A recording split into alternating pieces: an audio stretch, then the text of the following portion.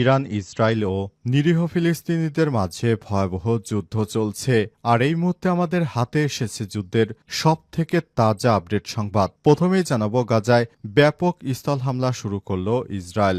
দখলদার ইসরায়েলি বাহিনী ফিলিস্তিনের অবরুদ্ধ গাজা উপত্যকায় ব্যাপক স্থল হামলা শুরু করেছে আজ। এই তথ্য জানিয়েছে ইসরায়েলি প্রতিরক্ষা বাহিনী আইডিএফ। মুহুর্মুহুর বোমা হামলা চালিয়ে যাচ্ছে ইসরায়েলের। সব হামলায় এ পর্যন্ত অন্তত ১৩৫ জন নিহত হয়েছে।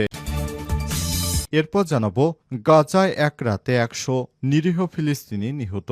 গাজা ভূখণ্ডে ইসরায়েলি বিমান হামলায় এক রাতে ১০০ নিরীহ ফিলিস্তিনি নিহত হয়েছে। এই তথ্য জানিয়েছে ব্রিটিশ বার্তা সংস্থা রয়টার্স।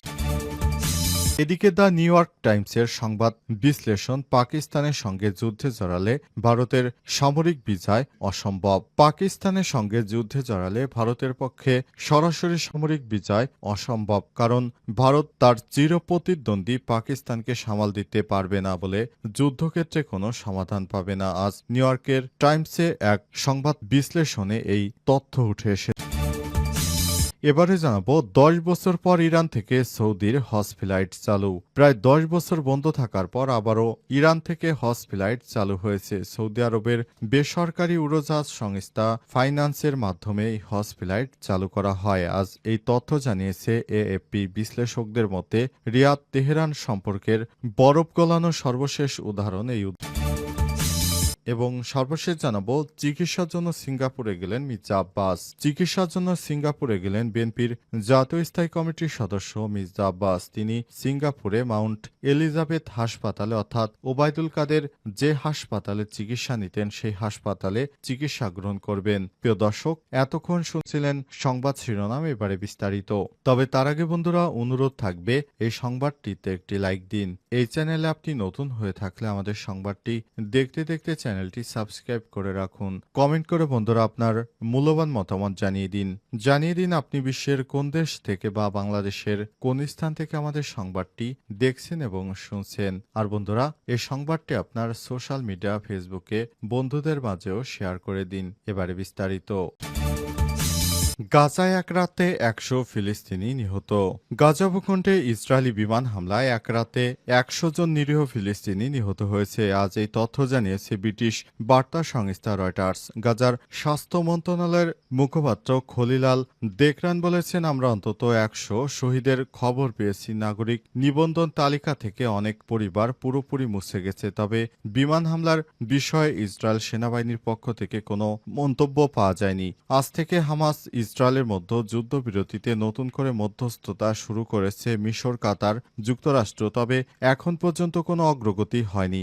গত মার্চের শুরু থেকে গাজায় চিকিৎসা, খাদ্য, জ্বালানি প্রবেশ বন্ধ রেখেছে দখলদার বাহিনী। এরপরই সেখানে দুর্ভিক্ষ নেমে এসেছে। দখলদার ইসরায়েলি বাহিনীর এই ধরনের কর্মকাণ্ডে পুরো গাজা এখন ধ্বংসের দ্বারপ্রান্তে চলে এসেছে। অবস্থায় তারা নতুন করে ষড়যন্ত্র শুরু করেছে। তারা আফ্রিকার বিভিন্ন দেশে নিরীহ ফিলিস্তিনিদেরকে স্থানান্তরিত করবে। এর মধ্যে রয়েছে একটি সবথেকে বড় চুক্তি, যেটি হচ্ছে লিবিয়ার বর্তমান অন্তর্বর্তীকালীন সরকারের সঙ্গে চুক্তি করে সেখানে অন্তত ১০ লক্ষ নিরীহ ফিলিস্তিনিদেরকে সেদেশে স্থায়ীভাবে বসবাসের জন্য তারা আলাপ আলোচনা শুরু করেছে, যাতে করে ইসরায়েল পুরো গাজা এলাকা দখল করে তারপর সেখানে ইহুদি বসতি স্থাপন করতে পারে এবং পৃথিবীর বিভিন্ন রাষ্ট্র থেকে ইহুদিদের নিয়ে সেখানে তারা বড় ধরনের কার্যক্রম চালাতে পারে। এজন্যই এই পদক্ষেপ গ্রহণ করেছে ইসরায়েল। ইসরায়েল জানিয়েছে, আমরা আরবের মধ্যে সবথেকে বড় ইহুদি বংশ, অর্থাৎ বড় ইহুদি রাষ্ট্র গঠন।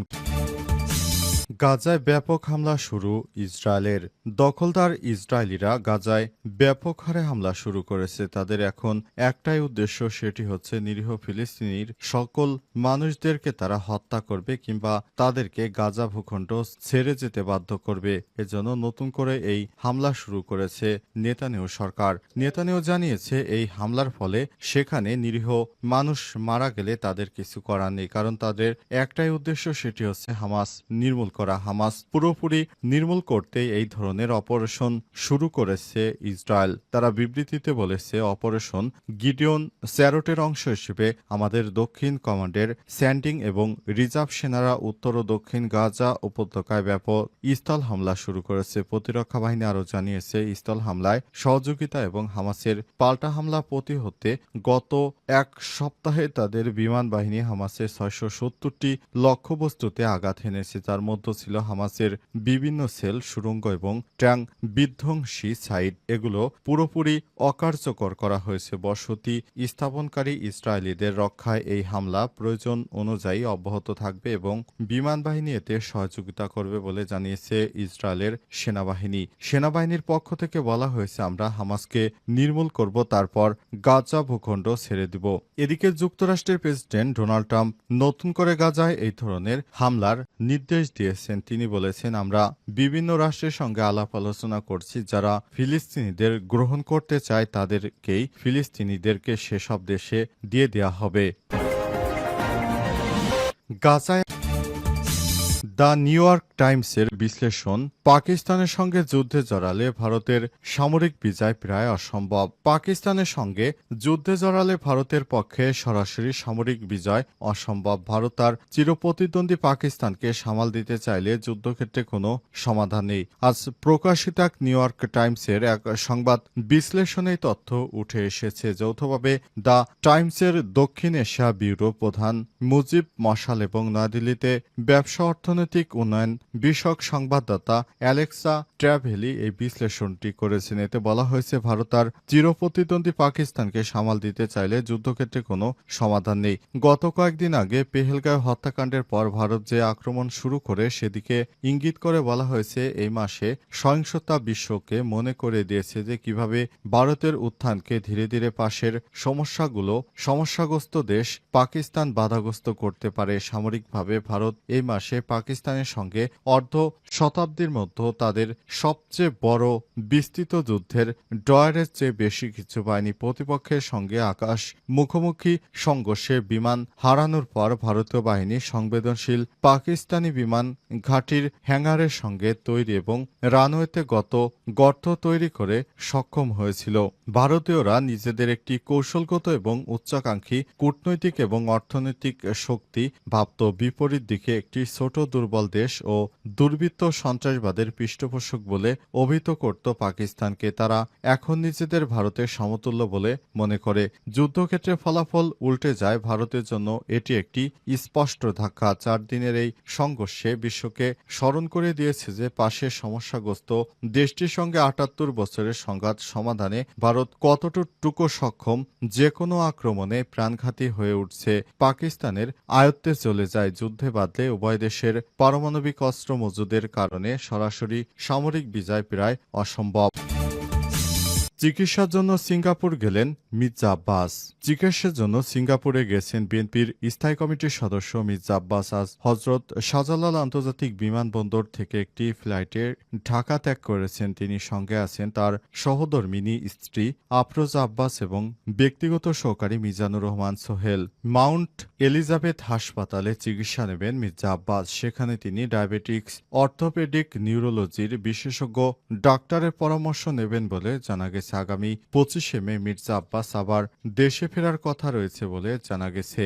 এদিকে বিএনপির জাতীয় স্থায়ী কমিটির সদস্য আমির খসরু বলেছেন, দেশের বৃহত্তম অংশকে বিএনপির সদস্য করতে হবে। তবে সমাজের অগ্রহণযোগ্য ব্যক্তি, চাঁদাবাজ, দুর্নীতিবাজ সদস্য যাদের কার্যক্রম বাইরে রাখার চেষ্টা করতে হবে, তাদের দল থেকে সময় সদস্য কার্যক্রম দৃশ্যমান করার কথাও বলেন তিনি।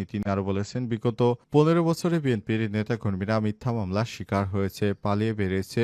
বড় দল হিসেবে সাংগঠনিক কার্যক্রম চালাতে পারেনি বিএনপি। এজন্য দলের সাংগঠনিক কার্যক্রমকে শক্তিশালী করতে হবে। এ সময় যুগ্ম মহাসচিব শহীদুদ্দিন চৌধুরী আরও জানান, আগামী দিনে যারা প্রতিযোগিতায় আসতে চায় তারা বিএনপির সাথে পারবে না। বিএনপি অভিজ্ঞতা সম্পন্ন দল, কোনো ষড়যন্ত্র দলের অগ্রযাত্রাকে ব্যাহত করতে পারবে না বলে মনে করেন বিএনপির এই নেতা।